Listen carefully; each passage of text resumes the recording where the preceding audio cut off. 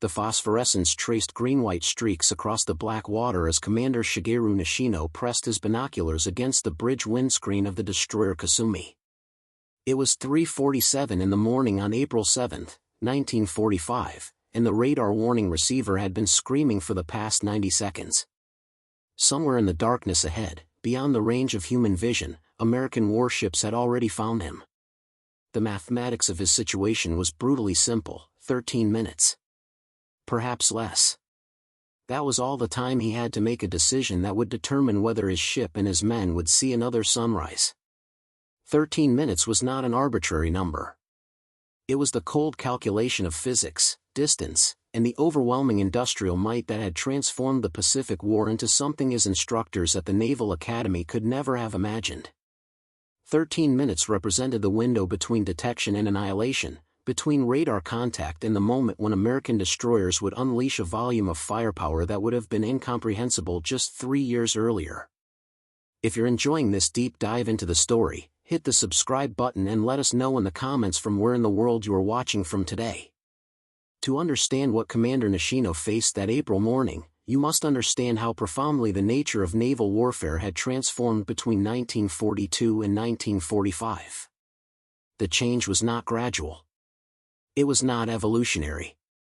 It was a technological and tactical earthquake that redefined what it meant to command a warship in combat. In December 1941, when Japanese destroyers had swept into the Pacific War, they carried a weapon that gave them tactical supremacy in night surface actions, the Type 93 torpedo, known to the Americans as the Long Lance. This weapon was extraordinary by any measure. Powered by pure oxygen instead of compressed air, it left almost no visible wake. It could travel 11 miles at 49 knots, or 24 miles at 36 knots. Its warhead contained over 1,000 pounds of high explosive. Most importantly, it could be launched from extreme range in darkness, guided only by optical fire control, and strike with devastating effect before an enemy even knew they were under attack. Japanese destroyer doctrine in the early war years was built entirely around this weapon. Captains were trained to close to optimal torpedo range, usually between 8,000 and 12,000 yards, launch their full spread, and then retire at high speed while reloading. The Imperial Japanese Navy had invested decades perfecting night battle tactics, training their lookouts to have exceptional night vision, teaching their officers to calculate firing solutions using only binoculars, stopwatches, and mechanical computers. In the early battles, Java Sea, Savo Island, Tassafaranga, this system had worked with lethal efficiency. Commander Nishino had studied those battles as a young lieutenant. He had memorized the action reports from Savo Island, where on the night of August 9, 1942, Japanese cruisers and destroyers had surprised an Allied force and sank 4 heavy cruisers in less than an hour. The battle had been fought at ranges where optical fire control was still effective, where the human eye could distinguish a target silhouette, where Japanese gunnery and torpedo tactics could exploit the darkness. It had been, in its terrible way, a validation of everything the Imperial Navy had trained for. But that was 1942. By 1945, everything had changed. The transformation began with radar. The early American radars in 1942 had been primitive, useful for detecting aircraft, marginally useful for surface search, nearly useless for fire control. Japanese commanders had learned to exploit their limitations. If you kept your profile low, used rain squalls for cover, closed the range quickly, you could often get inside radar detection range and engage on terms where Japanese optical fire control was superior. By late 1943, that tactical reality had evaporated. The Americans had developed centimetric radar, short-wavelength systems that could detect a destroyer's bridge structure at 20 miles, a periscope at 4 miles. More crucially, they had integrated this radar directly into their fire control systems. An American destroyer captain in 1945 did not need to see his target. His radar could track multiple targets simultaneously, calculate range, bearing, and speed, and feed that data directly to his gun directors and torpedo fire control systems. He could engage effectively in total darkness, in rain, in fog, under conditions where optical fire control was completely blind. Commander Nishino had learned this lesson the hard way. 6 months earlier, during a supply run to Leyte, his destroyer squadron had attempted a night approach to a beach landing zone. They had been detected at 18,000 yards, over 9 miles, by American destroyers they could not even see. The Americans had opened fire at 14,000 yards with radar-directed 5-inch guns. The shells had landed with uncanny accuracy, straddling his ship on the third salvo. Kasumi had survived only because the squadron commander had ordered an immediate emergency turn and maximum speed retreat behind a sudden rain squall. 2 other destroyers had not been so fortunate. That engagement had taught Nishino something that violated every principle of his training. In 1945, the side that could see first won. And the Americans could always see first. But radar was only part of the revolution.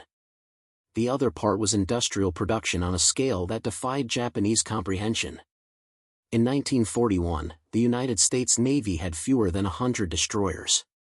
By 1945, American shipyards had produced over 350 Fletcher-class destroyers alone. These were not small ships. Each Fletcher displaced 2,600 tons fully loaded, mounted 5 5-inch dual-purpose guns, 10 21-inch torpedo tubes, depth charges, and anti-aircraft batteries that could throw up a curtain of steel that made air attack nearly suicidal. They were fast, 38 knots maximum speed, maneuverable, and crewed by sailors who had been trained on the most sophisticated equipment the world had ever seen. And behind the Fletchers came the Sumner class, larger, faster, with more firepower, and behind those, beginning in mid-1945, came the Gearing-class destroyers. These were the culmination of American destroyer design. They displaced 3,400 tons fully loaded. They mounted 6 5-inch guns and 3 twin turrets, all radar-directed. They carried 10 torpedo tubes and enough ammunition and fuel to operate independently for weeks. Most importantly, they carried the latest generation of surface search and fire control radar, systems so sophisticated they could track a target at 30 miles and maintain a firing solution on multiple ships simultaneously. A single Gearing-class destroyer represented more industrial capacity than Japan could produce in 6 months. The Americans were building them at a rate of 1 every 2 weeks.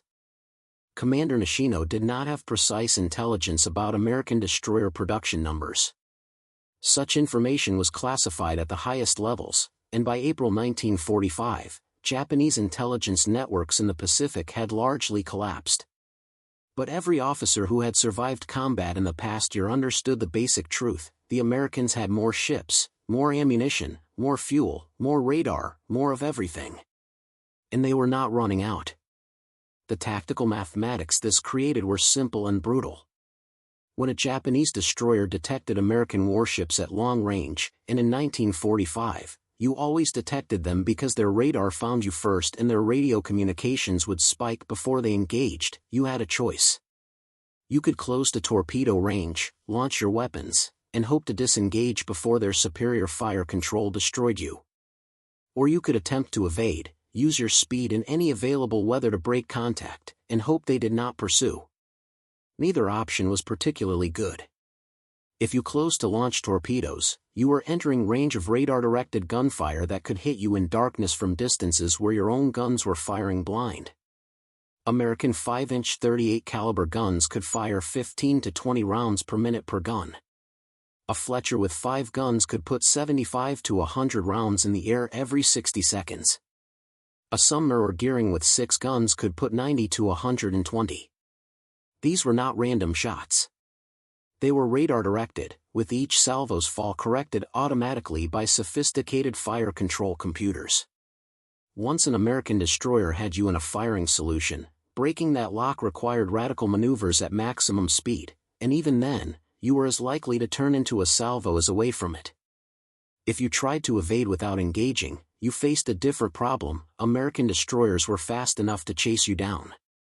With proper coordination, and the Americans had excellent radio communications by 1945, they could position multiple ships to cut off your escape routes. You might outrun 1 destroyer, but not 3, and certainly not when they could call in air support at dawn. This was the tactical box that Japanese destroyer commanders found themselves in during the final months of the war. There were no good options.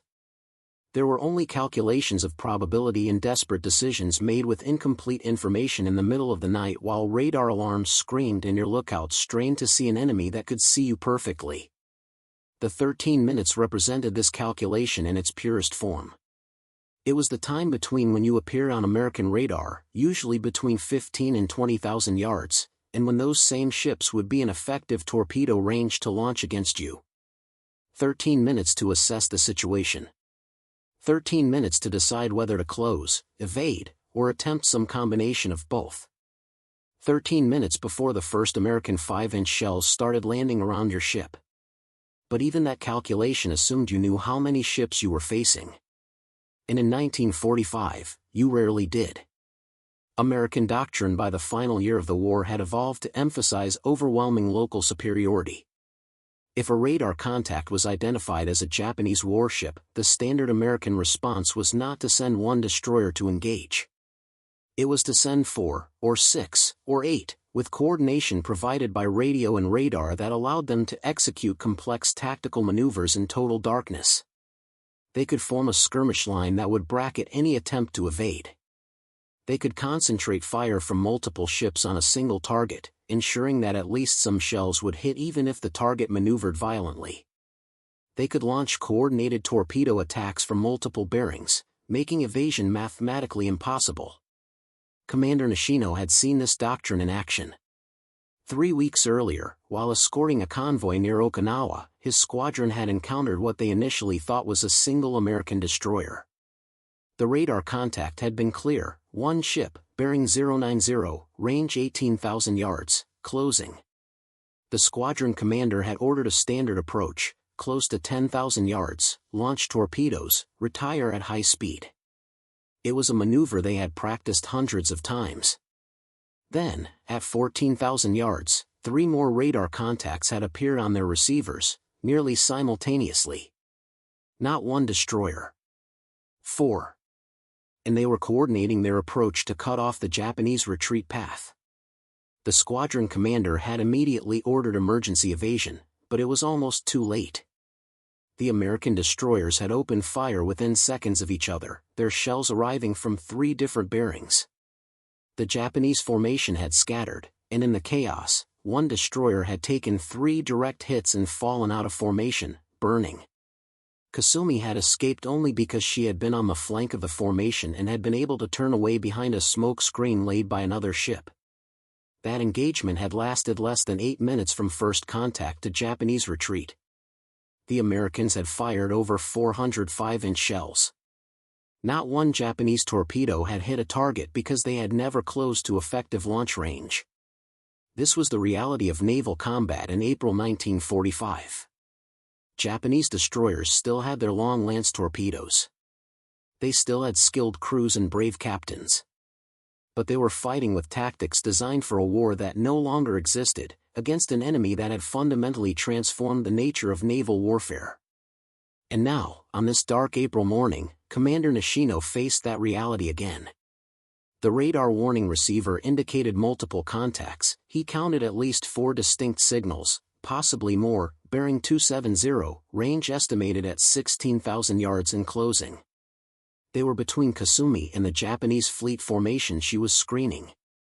There was no evasion route that did not involve passing through the American formation. The only question was how close he could get before they opened fire, and whether his torpedoes would reach their targets before his ship was destroyed. Nishino looked at the clock. 3:49. He picked up the voice tube to the torpedo station. Prepare all tubes for firing. Set depth 4 meters, speed high, spread pattern 2. The acknowledgement came back immediately. His torpedo officer was ready. The men at the tubes were ready. They had done this before. Some had survived. Some had not. Tonight would determine which category they fell into. Range? Nishino called to his radar operator. 15,500 yards, sir. Still closing. Speed estimated 30 knots. 30 knots. That meant American destroyers, probably Fletchers or the newer classes. And if there were 4 of them, they would be coordinating their attack.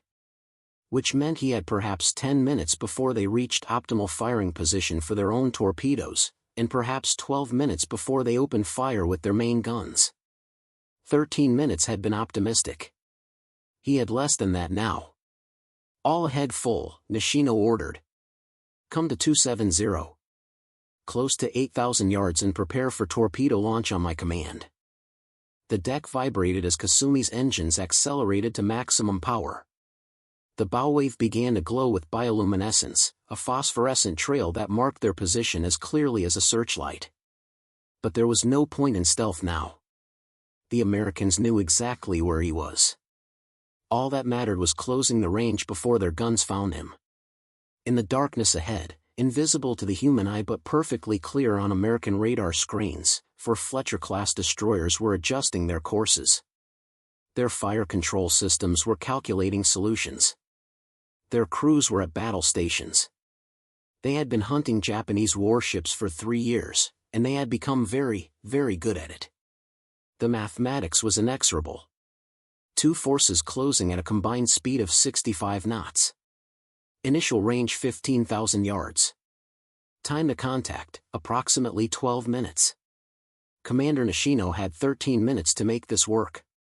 He was already running out of time. But the 13-minute calculation, the careful mathematics of torpedo range and closing speed, represented a kind of warfare that no longer existed in April 1945. What Nishino did not yet fully understand, what perhaps no Japanese destroyer captain could fully accept, was that the greatest threat was not the American destroyers ahead of him. It was what was above him. 200 miles to the south, aboard the aircraft carrier USS Hornet, the first wave of attack aircraft was already being spotted on the flight deck. Pilots were climbing into their cockpits.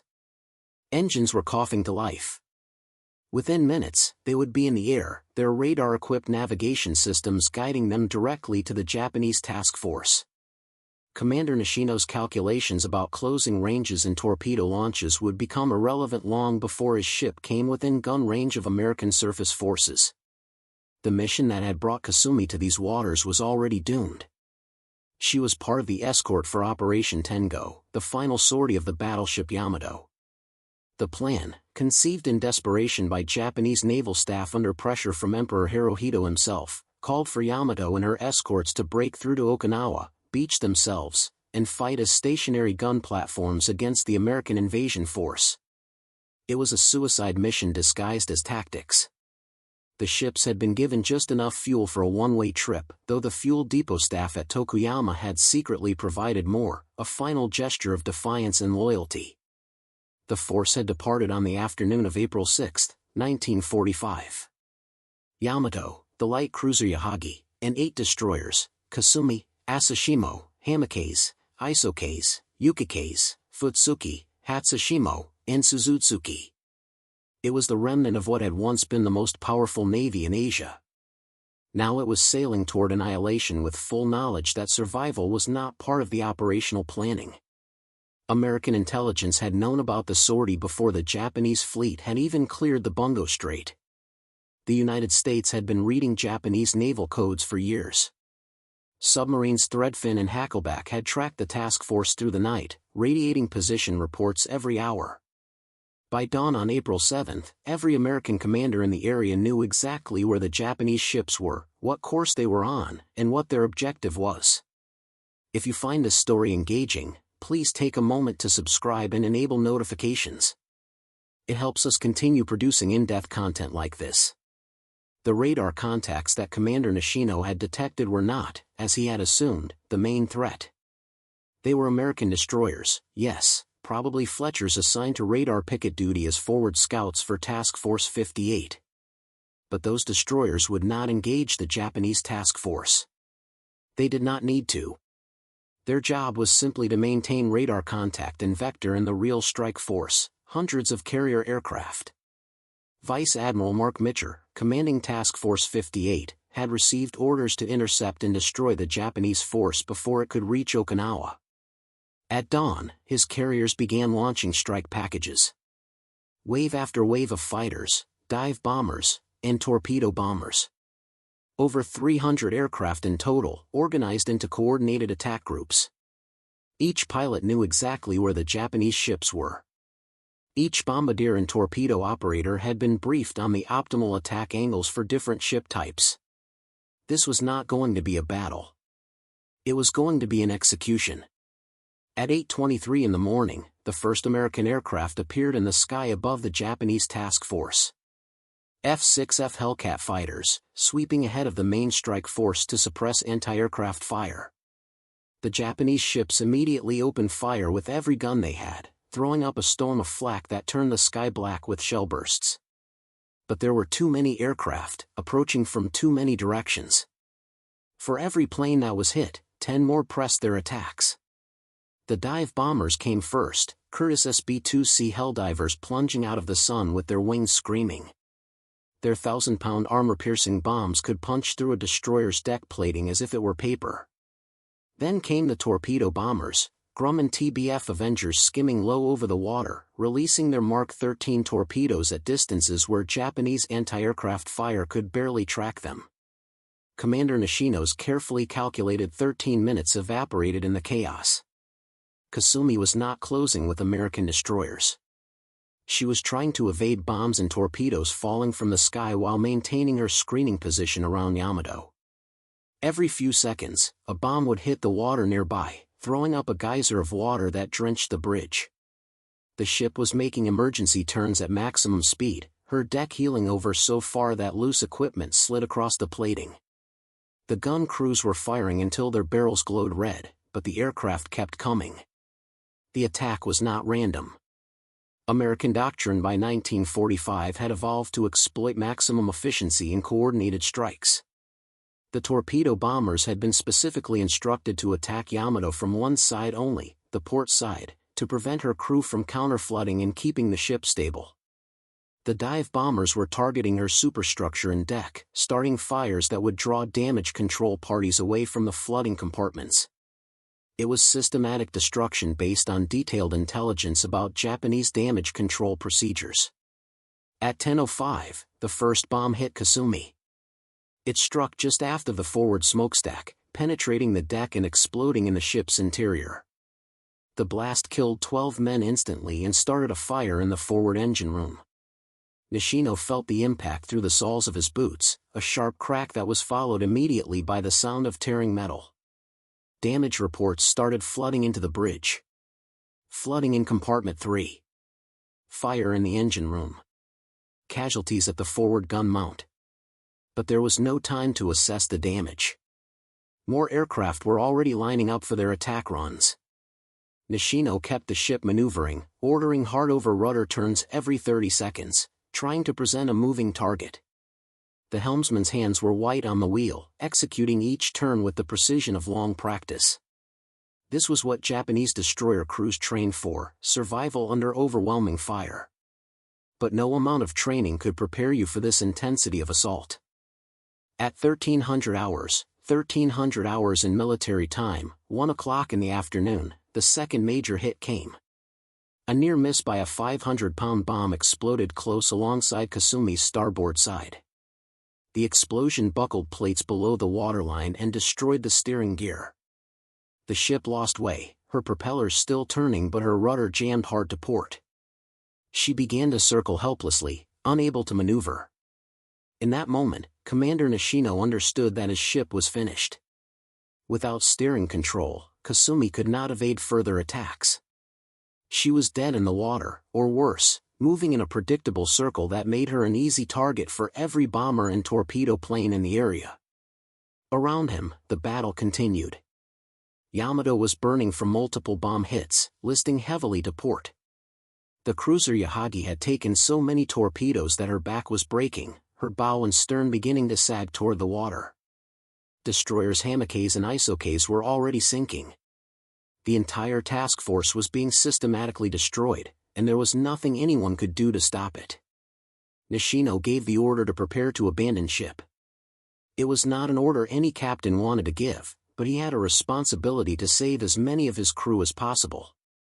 The men began assembling at their abandoned ship stations, putting on life jackets, preparing to jump into the oil-slicked water. Medical personnel were working frantically to move the wounded to positions where they could be evacuated. Everyone knew that once they were in the water, their survival would depend on whether friendly ships could pick them up before they died of exposure or were machine-gunned by circling aircraft. At 13:30 hours, while Kasumi was struggling to control her fires and flooding, the destroyer Futsuki approached. Her captain had received permission to scuttle damaged ships to prevent them from falling into enemy hands. It was a grim calculation. Kasumi could not be saved, but her crew could be rescued. Futsuki came alongside as close as she dared, and lines were thrown across. Wounded were transferred first, then the rest of the crew. 197 men made it across before the shelling became too intense. When the last man had been evacuated, Futsuki backed away and turned her torpedo tubes toward Kasumi. Two Type 93 torpedoes, long lances, the weapon that had once been Japan's greatest advantage, were fired at point-blank range. They struck Kasumi amidships, one after the other. The explosions broke her back. She rolled onto her side, water pouring into the gaping wounds in her hull, and slipped beneath the surface stern first. From launch to sinking, she had lasted less than 4 hours under aerial attack. At 14:43, 2:43 in the afternoon, Yamato exploded. Multiple bomb and torpedo hits had finally overwhelmed her damage control capabilities. Her forward magazine detonated in a fireball that could be seen for over 100 miles, sending a mushroom cloud 7,000 feet into the air. The largest battleship ever built sank in minutes, taking 3,200 men with her. Only 269 survived. By the end of the day on April 7, the entire Japanese force had been destroyed except for 4 destroyers that managed to limp back to Japan. Yamato, Yahagi, and destroyers Isokase, Hamakase, Asashimo, and Kasumi were at the bottom of the East China Sea. American losses: 10 aircraft shot down, 12 airmen killed. It was one of the most lopsided naval engagements in history. Commander Nishino survived. He was rescued from the water by Futsuki and made it back to Japan. But the ship he had commanded, the calculations he had made about closing ranges and torpedo launches, the entire framework of surface combat that had defined Japanese destroyer doctrine, all of it had become obsolete. The 13 minutes he had worried about, the window between radar detection and torpedo range, had never mattered. The battle had been decided before his ship came within 50 miles of an American surface vessel. This was the reality that the title of this story points to, though perhaps not in the way it initially suggests.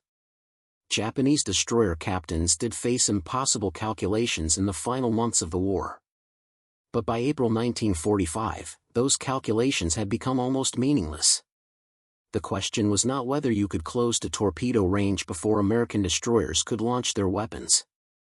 The question was whether you could survive the carrier aircraft that would find you hours before you ever saw an American surface ship. The transformation of naval warfare between 1942 and 1945 was so profound that it fundamentally changed what it meant to command a destroyer at sea. In the early war years, Japanese destroyers had been among the most formidable surface combatants in the world. Their long lance torpedoes, their night fighting tactics, their skilled crews, all of these gave them a genuine advantage in the confused melees of night surface actions. Battles like Savo Island had been Japanese victories precisely because they had been fought on Japanese terms, at night, at close range, with optical fire control. But American industrial and technological innovation had rendered that entire way of warfare obsolete. Radar had eliminated the advantage of darkness. Carrier aviation had eliminated the need to close to surface combat range. The sheer volume of American production meant that even when Japanese tactics worked, they could not win a war of attrition. Every Japanese destroyer that was sunk was irreplaceable. Every American destroyer that was damaged could be repaired, and 3 more were being commissioned to replace it. The men who served on Japanese destroyers in the final year of the war were not cowards. They were not incompetent.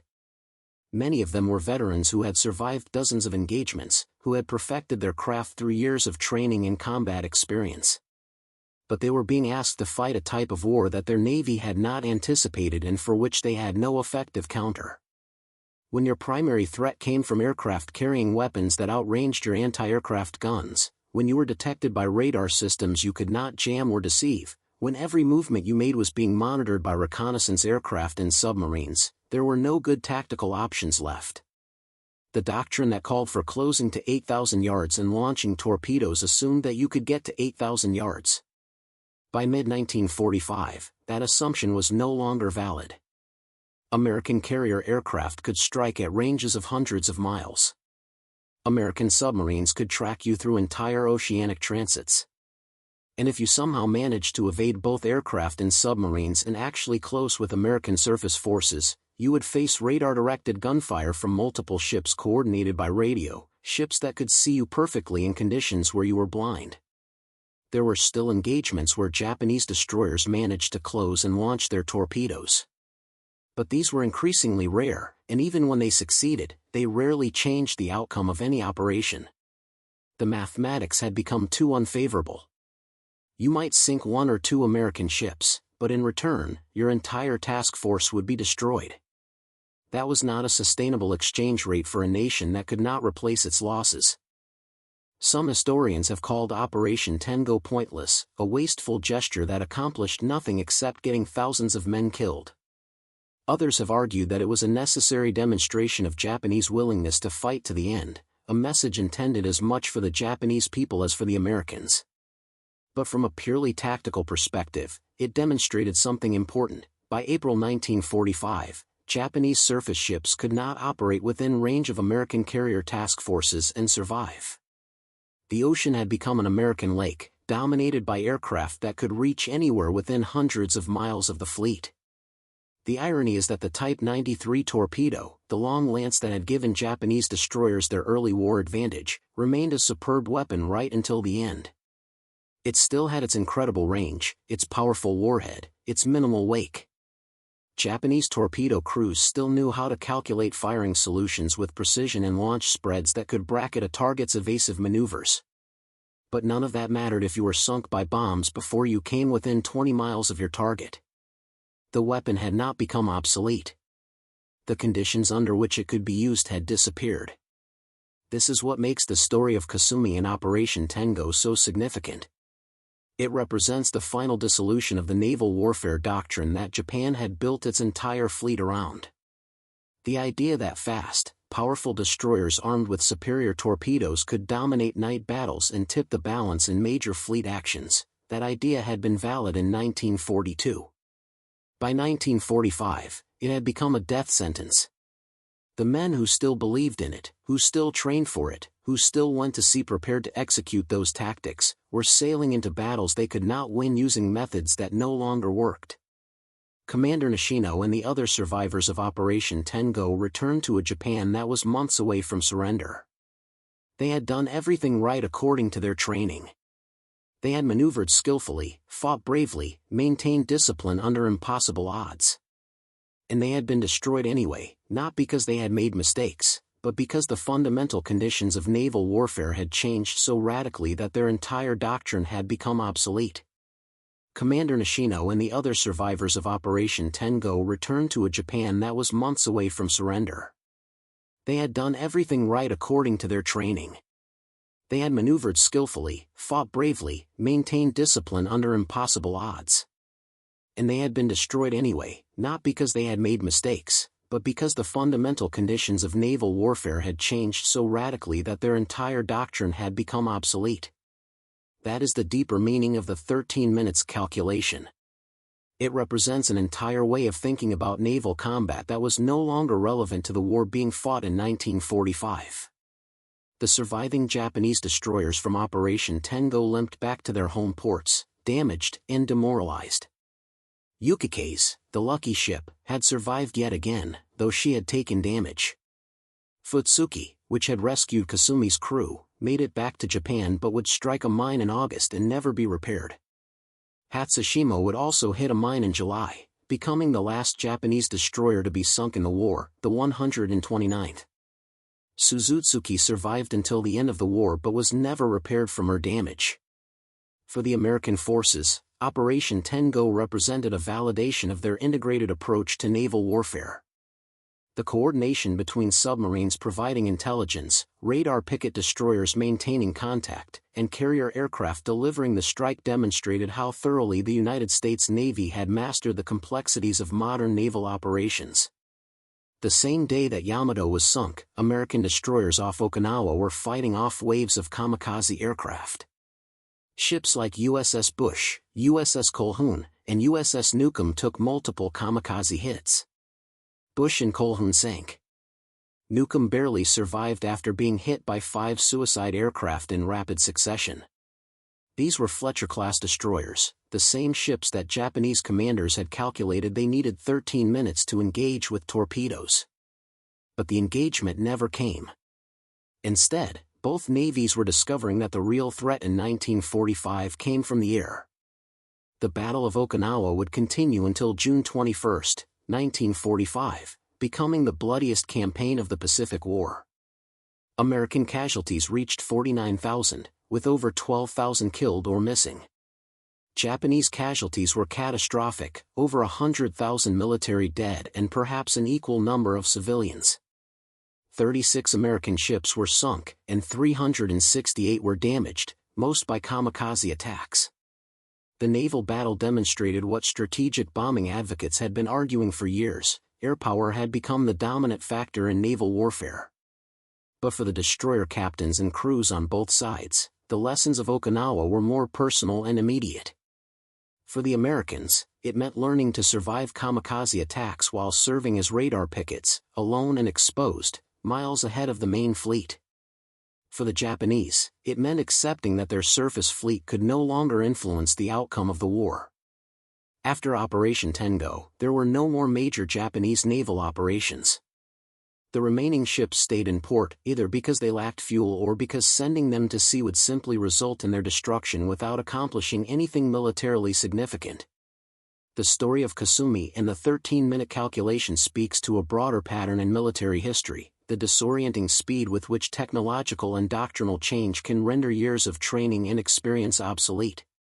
The men who had trained for night surface actions in 1941 had developed genuine expertise in their craft. They had perfected techniques for optical fire control in darkness. They had mastered the art of torpedo attacks at long range. They had built tactical doctrines around weapons and capabilities that gave them real advantages. And within 3 years, almost all of those advantages had been neutralized by radar, carrier aviation, and industrial production. This pattern would repeat itself throughout the 20th century. Tank commanders who had mastered maneuver warfare in World War II found their tactics obsolete in the age of anti-tank guided missiles. Fighter pilots who had dominated through dogfighting skill discovered that beyond visual range missiles made many of their hard-won capabilities irrelevant.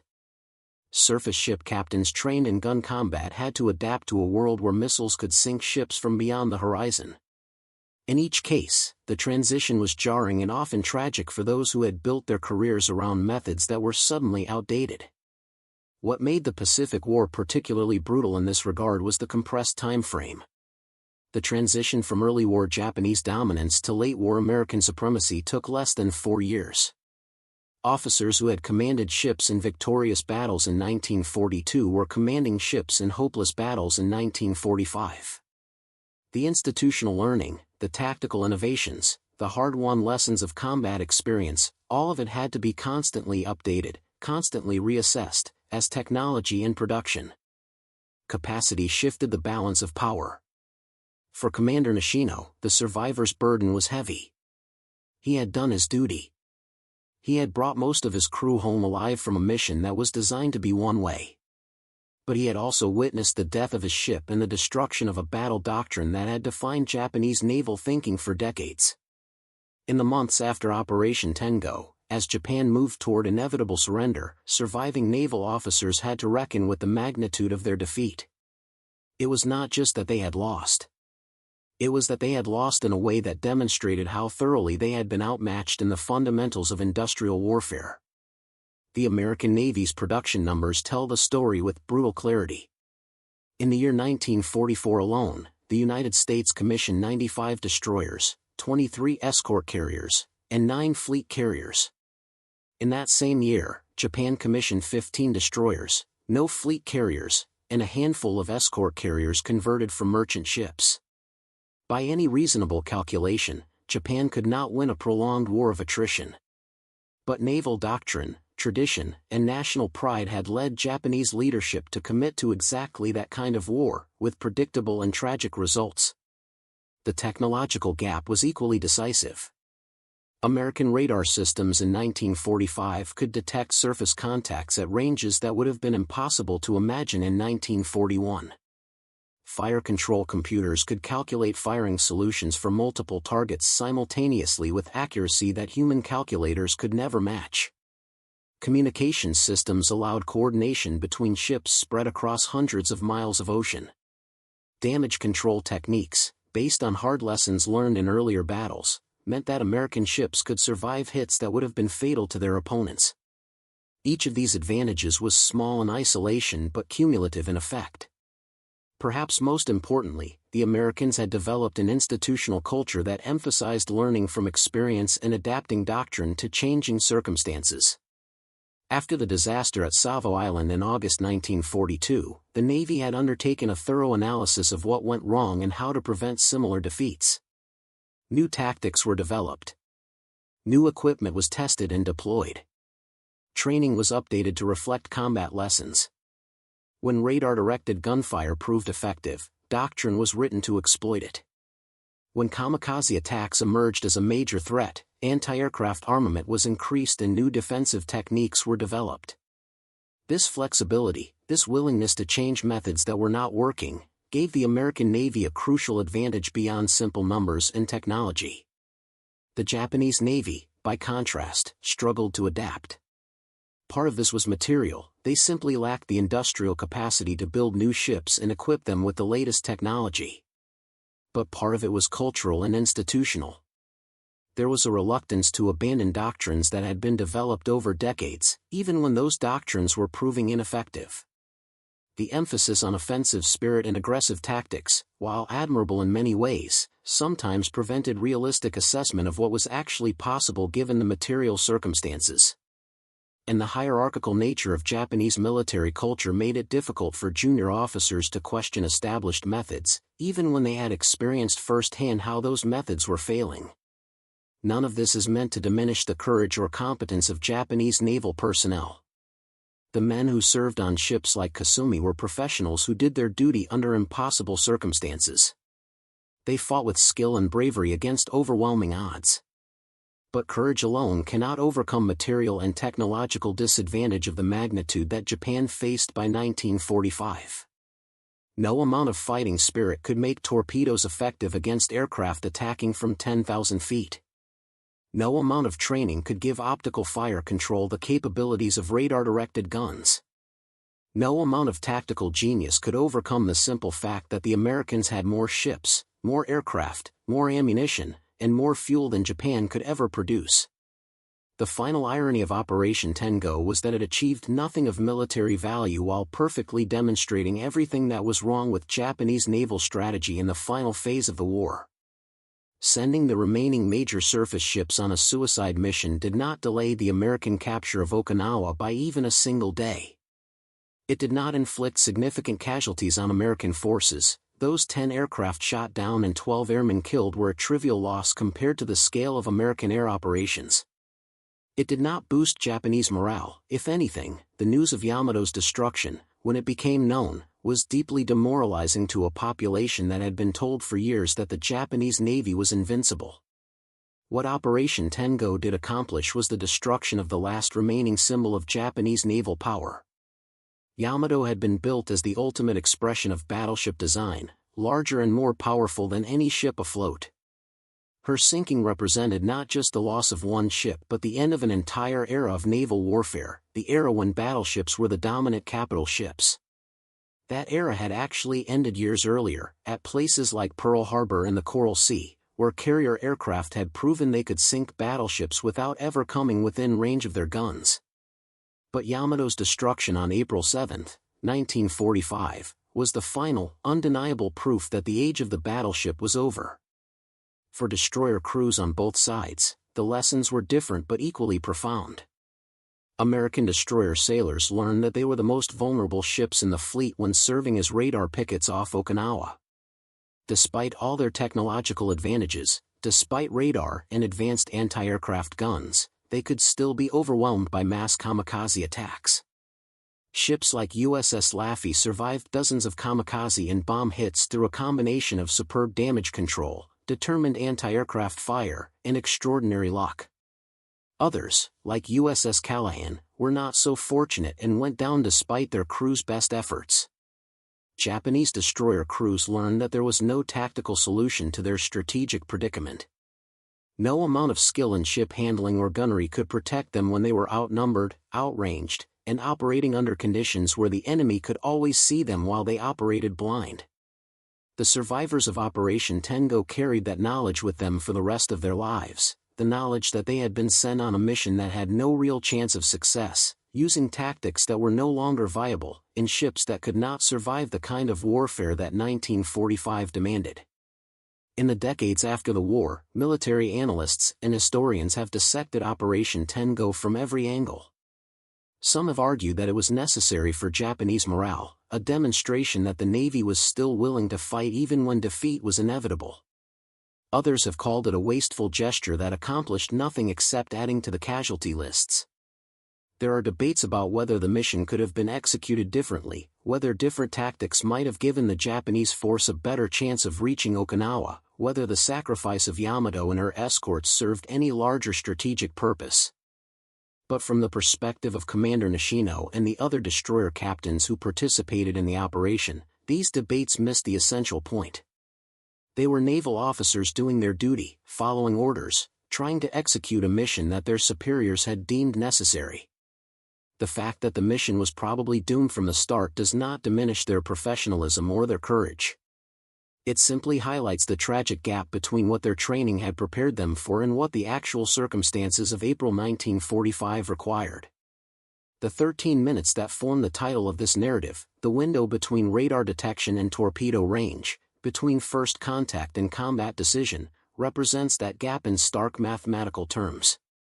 It was a real calculation that Japanese destroyer captains had to make throughout the late war period. Every time they detected American ships, they had to assess, can we close the torpedo range before they destroy us? Do we have enough speed, enough cover, enough surprise to make this work? And increasingly, the honest answer was no. The mathematics had become impossible. The tactical advantages that Japanese destroyers had enjoyed in 1942 had evaporated by 1945, leaving only the courage and skill of their crews to face odds that could not be overcome. This is the human reality behind the statistics and the strategic analyses.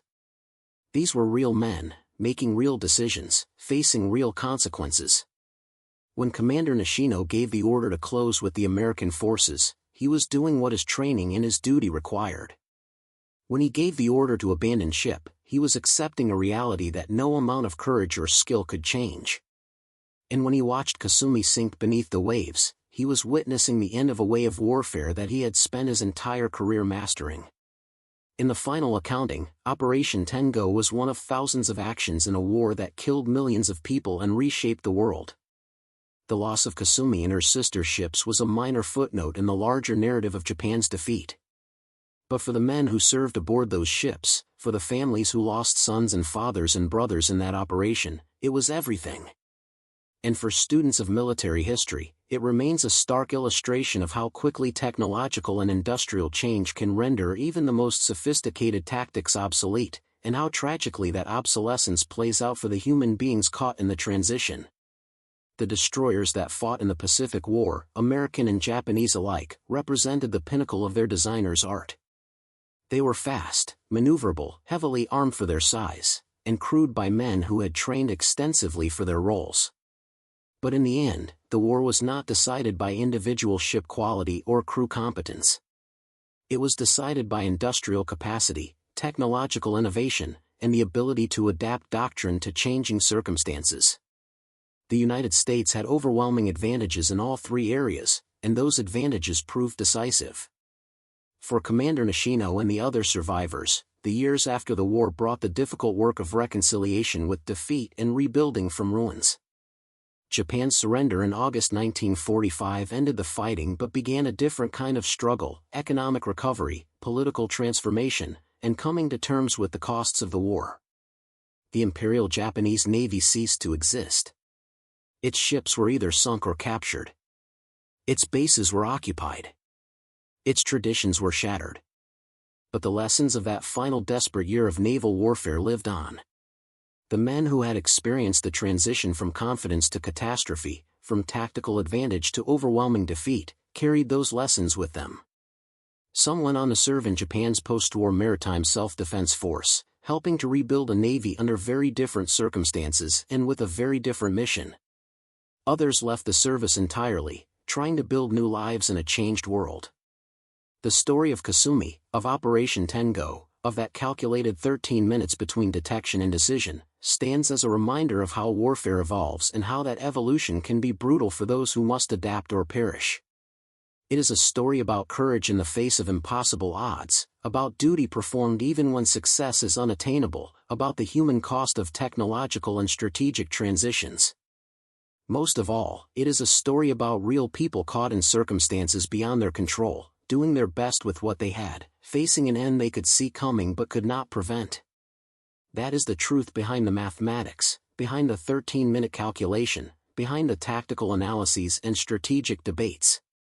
War is ultimately about human beings making decisions under pressure, facing consequences that are final and irreversible. Commander Nishino made his decisions. His crew performed their duties. And on April 7, 1945, in the waters west of Okinawa, they learned that all their training, all their skill, all their courage was not enough to change the outcome of a war that had already been decided by factors far beyond their control. That knowledge, that terrible understanding, is what survivors carry with them.